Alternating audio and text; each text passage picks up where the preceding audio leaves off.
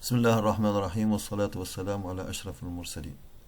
Pour ce vidéo, on va voir la configuration matérielle d'un module analogique. Donc ici, on n'a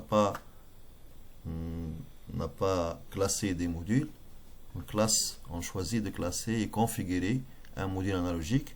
Le vidéo qui est précédent, on a vu comment configurer des entrées-sorties TOR. Cette fois, on va voir comment configurer un module analogique.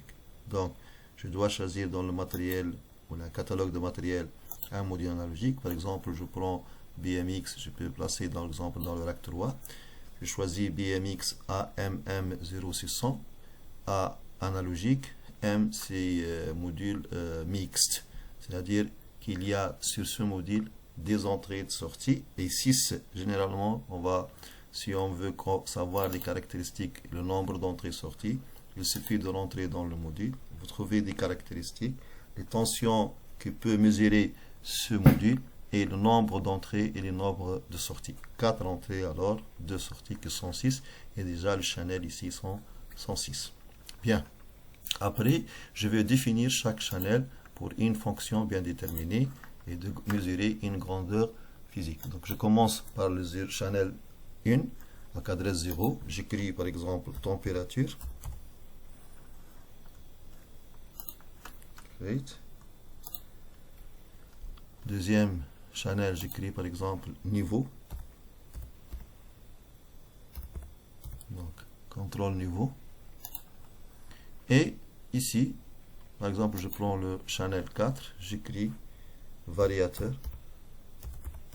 C'est-à-dire je veux contrôler la vitesse d'un moteur. Bien. Donc, après ça, je peux regarder ici dans les listes des entrées que j'ai configuré déjà 2, température et niveau. Je dois faire la mise en échelle de cette entrée-là analogique, suivant le capteur que je veux câbler sur le module. Par exemple, le capteur va mesurer 420 mA, donc je choisis 420 mA. Donc ici, normalement, je trouve l'échelle 10 000. Et cette valeur-là, le 10 000, c'est la valeur compréhensible par l'automate. C'est-à-dire l'automate, il comprend 20 mA par 10 000 et les 4 mA par 0. Ok?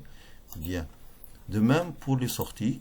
Donc, je veux configurer une mesure 420 ou bien plus ou moins 10 volts ou bien 0,20 mA. Je choisis 420 mA. Et de même, je peux voir l'échelle entre 0 et 10 000 qui, si je veux donner par exemple 20 mA au variateur, donc je dois donner 10 000 réellement dans le programme.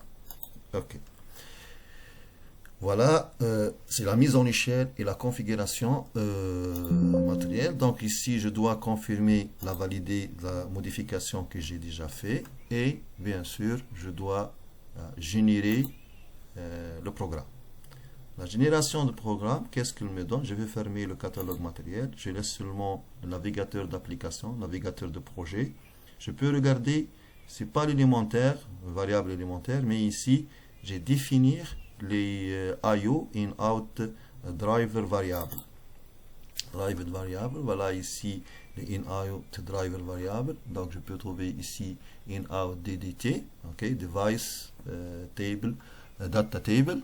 Donc ici je peux trouver pour chaque channel toute une liste des variables entiers ou bien booléennes. Et ces variables-là qui sont entiers ou bien booléennes, ce sont les variables de contrôle de modules.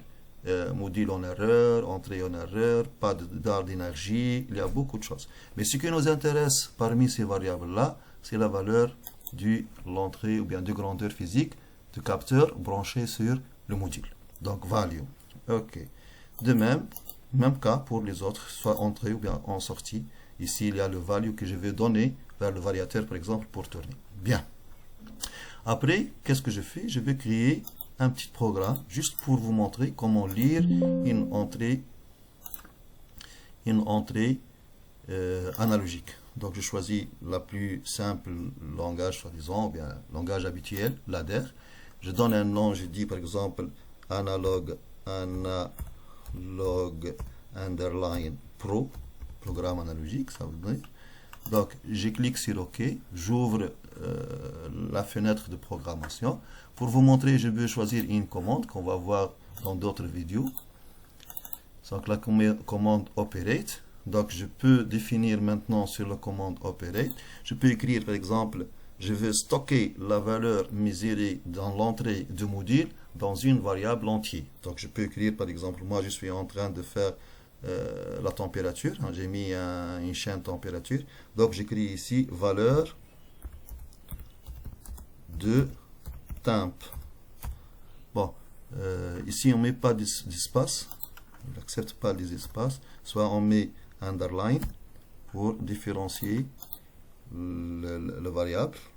Donc voilà, valeur de température. Et j'ai mis, bien sûr, je vais affecter la valeur. Donc affecter comment? C'est 2 points égal et je configure la température. Elle est là. Donc température, j'ouvre le plus, je prends la valeur int.